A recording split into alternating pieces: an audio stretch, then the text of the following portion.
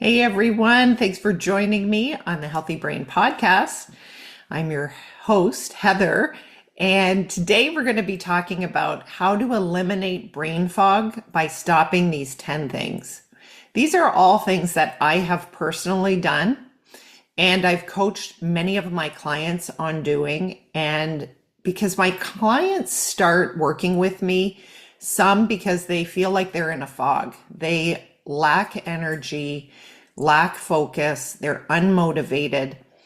And what I found is when I created this list, I pulled together a few things through my experience and through working with clients that I really thought of rather than adding to. So this is of course, I'm all about brain health habits, but let's take a different view and see what can we stop, and that will open up some space for you to add in some great actions. So even though I'm going to be suggesting that you stop certain things to eliminate brain fog, I want you to just think of how will it apply to your life. It's not like you need to do all 10 of these things. Just start with one.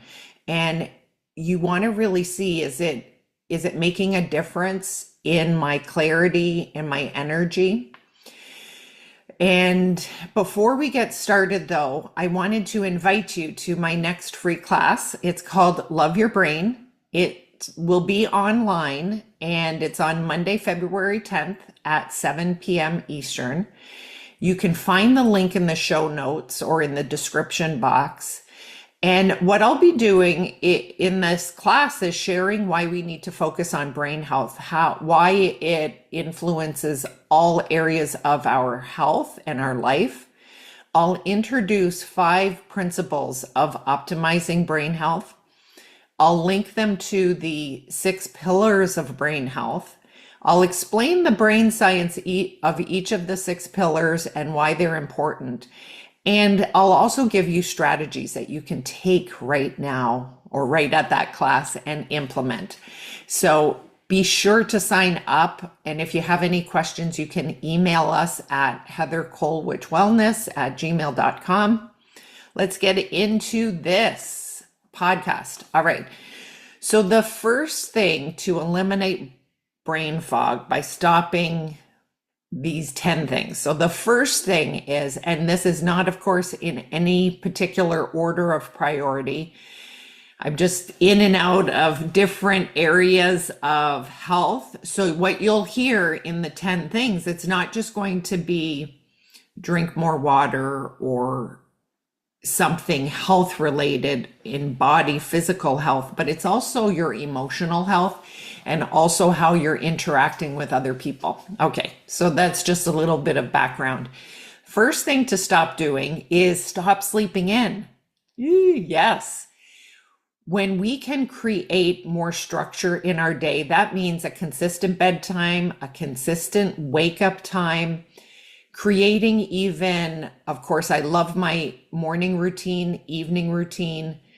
It is hard at the beginning. It's hard to wake up early or earlier than what you are used to. But by creating this routine and consistency, you're helping your brain health. You can eliminate the brain fog and improve brain energy and clarity. The second thing to stop doing is stop buying wine.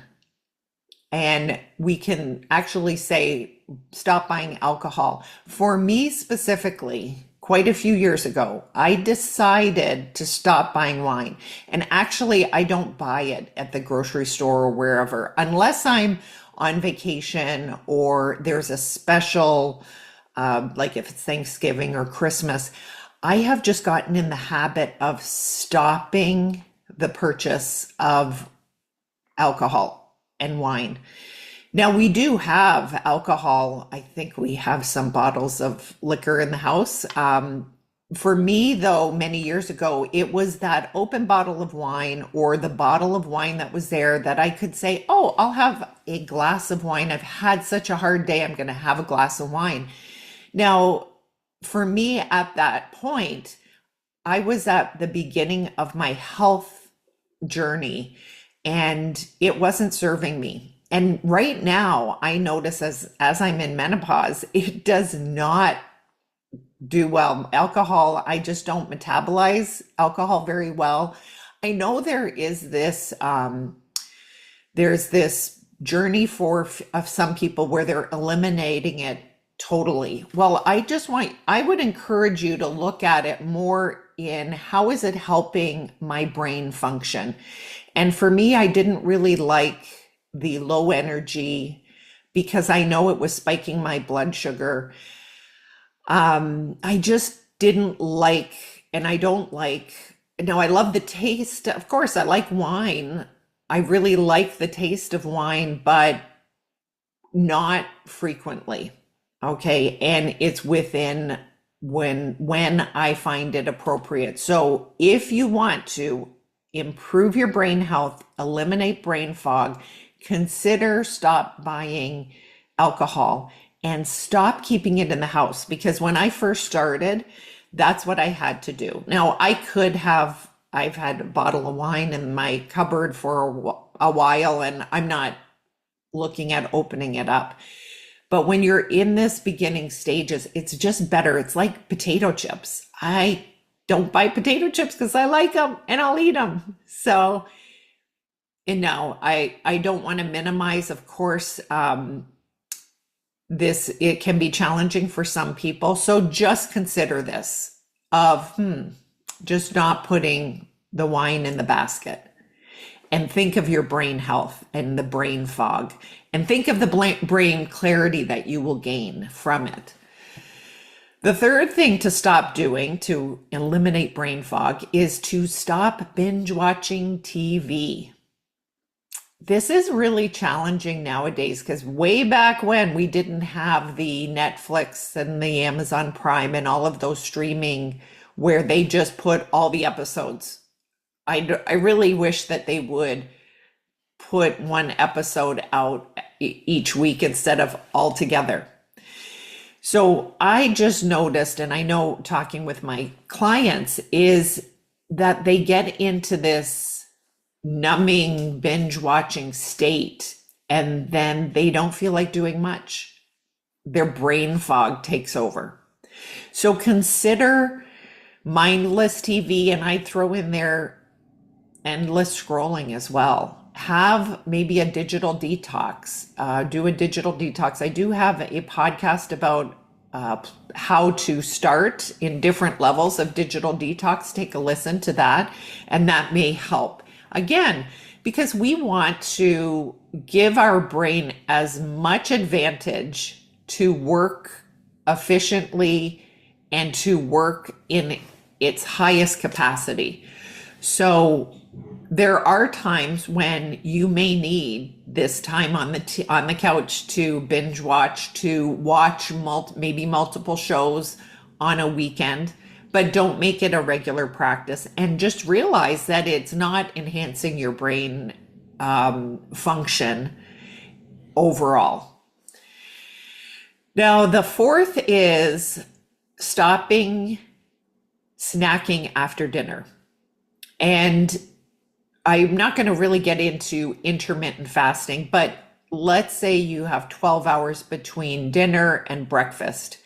This helps your body and your brain to rebalance, reestablish, clear out things, metabolize, and rejuvenate overnight. Now, if you do have diabetes or another health condition which requires you to eat more frequently, then just check with your doctor. What I'm recommending is to eliminate the mindless snacking after dinner, which would lead to a decrease in a consumption of processed foods and things that we don't really need.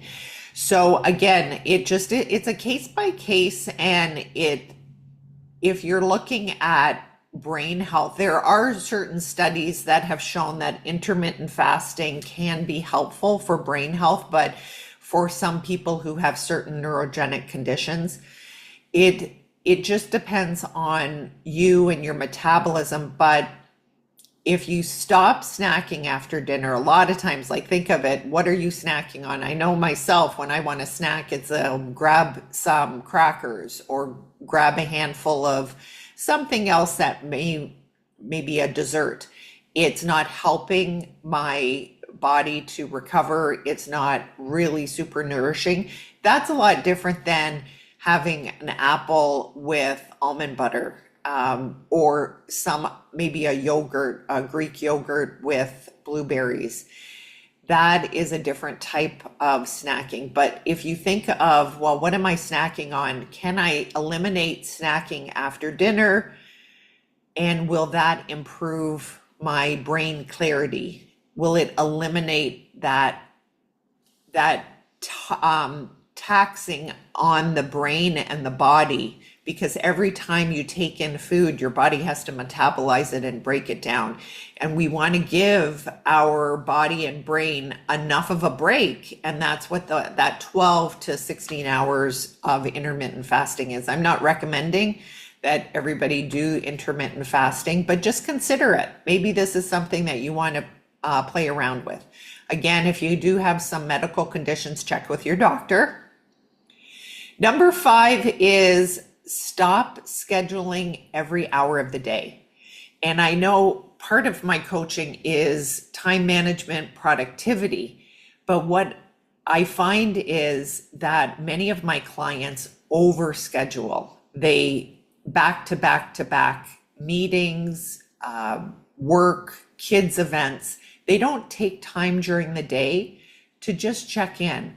They're going from one thing to another. They feel like they don't have the time. They also don't want to be in a position where they're not productive. They're like, well, I need to work all the 8 hours. But what I'm suggesting is take scheduled brain breaks. There is the Pomodoro effect. I've talked about it previously, where the researchers have shown that the maximum or a great potential time for productivity is around that 50 minutes, and then you take a break for 5 to 10 minutes.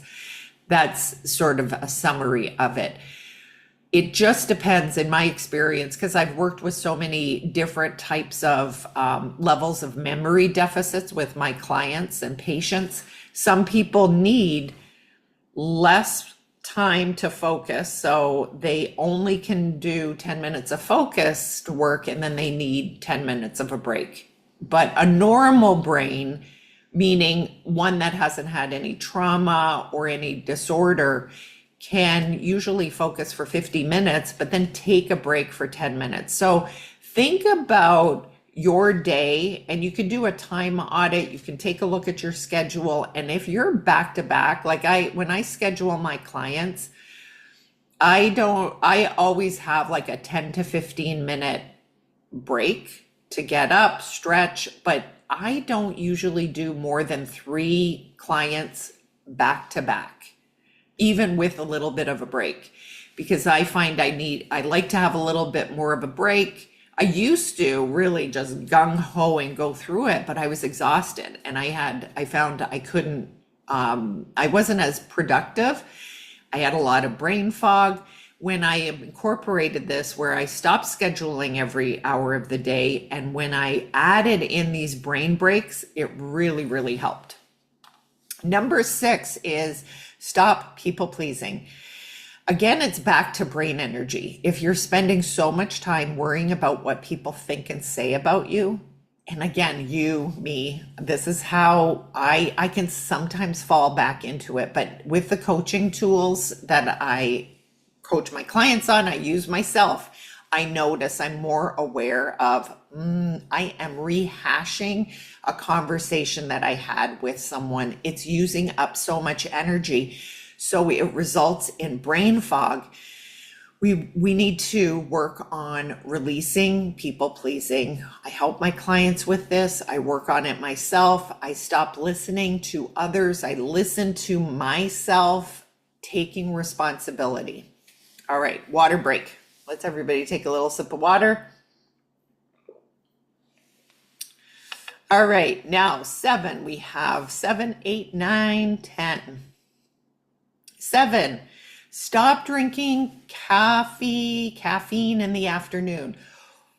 What happens with the caffeine? Now, I'm always tempted. I really am tempted to have coffee in the afternoon because I feel this low energy, but it's this cycle. If I take my coffee or something with high caffeine in the afternoon, then I don't go to sleep at the right time. And then I don't have a great sleep. So I wake up more tired. I don't wake up early.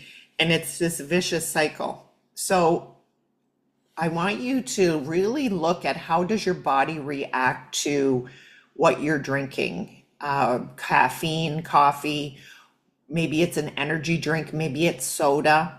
How is your body and brain reacting to that if you have it after 12 o'clock? So now instead of coffee in the afternoon, I have tea. And yes, I know that tea has some caffeine. It doesn't have nearly as what a cup of coffee would have. And also it is not the kind of tea that I drink. It's not acidic to the body. And I think that acidity makes a difference as well. So take a look at what you're drinking in the afternoon to eliminate brain fog, overall brain fog. Really get into an awareness of what are you taking in, what are you eating and drinking throughout the day. I just would say that whole thing. What are you eating and drinking throughout the day? And what is leading to the brain fog? Because some people don't tolerate certain foods and certain types of foods, and you have to be a detective and determine like, this is really like, it may boost my energy, like that chocolate bar. It may boost my energy, but then I tank in energy, and that will result in brain fog. Number 8 is how I eliminated a lot of brain fog. And this is a whole kind of coaching that I will help people manage through, is stop blaming other people for my situation. When I stop looking at other people as the cause of my problems, I gain so much clarity in my role and responsibility in the situation. My brain fog was keeping me in this blame and shame game that I had going on. And when I incorporated certain techniques and tools and changes in my healthy habits and my brain fog lifted, I started to take responsibility for my actions. So think of if you're in a situation where someone and circumstances that someone could have done you wrong, but what little role could you have had to play? Or even if you didn't have necessarily a role to play in that situation, you do have, instead of being the victim, you have this opportunity to be and take control of how you're thinking about this situation and take responsibility for your next step.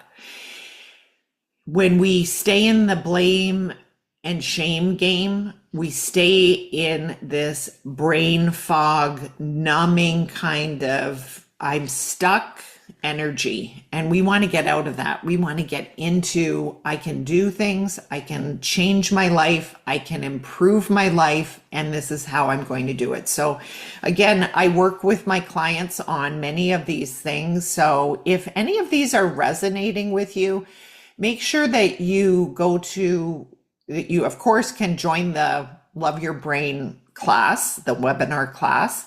But if you want to get started right away to have a free coaching then fill out the questionnaire. There's it's a little quick form, and we can schedule you in for a coaching consult with me. And we could talk about where you're getting stuck and how coaching can help you get unstuck. All right, we have 2 more. Stop hiding your feelings. Now, how does this relate to brain fog? Well, when we don't let ourselves become aware of our feelings, we numb out to our lives. And it's sort of like that number 8 where, we're blaming other people, we're sort of numbing out. Same thing, we're hiding our feelings. We numb out to our lives and brain fog predominates. When we become aware, though, when you become aware of your feelings and you learn how to process through, and the coaching helps with this, then you can take steps for change. And I've shared this story before where when I first started working with a coach, I had to Google, this was many years ago, I had to Google emotions because I only had the 5 predominant emotions, meaning I only identified with 5 of them. I was aware of 5. But when I really got into the nuances, I could pick an emotion that I was really feeling, the frustration, the shame, the embarrassment, where it was keeping me stuck. And when I stopped hiding my feelings and I looked at it and I named it, and this is actually in research, we know that when you name a negative emotion, when you say, I am feeling blank, frustrated, when you journal on it, when you say it, when you process it, you can release it. Now, it sometimes comes back in different ways, but it's the process of releasing. And then there's another process in how you choose and what are your thoughts and feelings moving forward. So stop hiding your feelings, get out of the brain fog, start living your life. And I know it may seem impossible, but take this step. Maybe the first step is talking with me. There's no kind of, what do I want to say? Not responsibility. You don't worry. You're not committed to anything when you're talking with me. It's completely confidential, and we'll talk about if coaching is really going to be helpful for you, and if you're ready for taking the next step. All right. The last thing, stop doing things halfway. Now, this connects with multitasking, doing too many things, that we don't do things through completion. And I got to say that I catch myself many, many times. And I have a sticker pack that I've had for a while that I put in my planner. I use in my planner. Sometimes I'll put stickers. I don't go crazy. Like I'm not into the whole planner sticker thing, but I've had them, no word of a lie, for at least 8 years. And I'm like, okay, Heather, let's use these. I know this is one example, but some other examples are an unfinished book. How many books have you started and haven't finished? A crochet project. I have one that I'm like every couple of nights I work on it, but I will keep that. I've had it going since November. Organizing a project. I've been halfway through organizing and I just leave it. Even cosmetic products or facial products, that you're halfway through, but you're like, oh, I got to get the next best thing. Instead, why don't we finish what we have? Stop doing things halfway. And this shows these little things, okay? If you did something all the way through, if you finished a book, if you finished the project, if you finished using the sticker page, whatever it is, you're showing that you're keeping a commitment to yourself. It's these little things that change your concept, your self-concept of yourself. Your concept of yourself right now could be, I don't finish what I start. We want to shift it to you finish what you start. And how it relates to brain fog is when think of all the open tabs on your computer. Right now, I have 6, but they're nothing that's like popping out. I don't have my notifications on. But if we have too many tabs open, our brain's energy is going from one tab to the next, like sort of scanning, and it's using up too much energy. And again, when we don't have energy in our brain, we experience brain fog. And if it all comes back to a lot of these, they all come back to energy of the brain. How we can really maximize on our brain health is to eliminate all of these that I've just gone over with you. And again, you don't have to start all of them, because, and I go in and out of these. Sometimes I really focus on one thing and I notice, well, I really have to prioritize this area this week. So pick one. Let me know what you think of it. You can comment below or anywhere. You can find me on Instagram, Heather Colwich. You can find me there, or of course, YouTube and the podcast here. Thank you for joining me, and hope you can join me next Monday, February 10th. All right, take care. Namaste.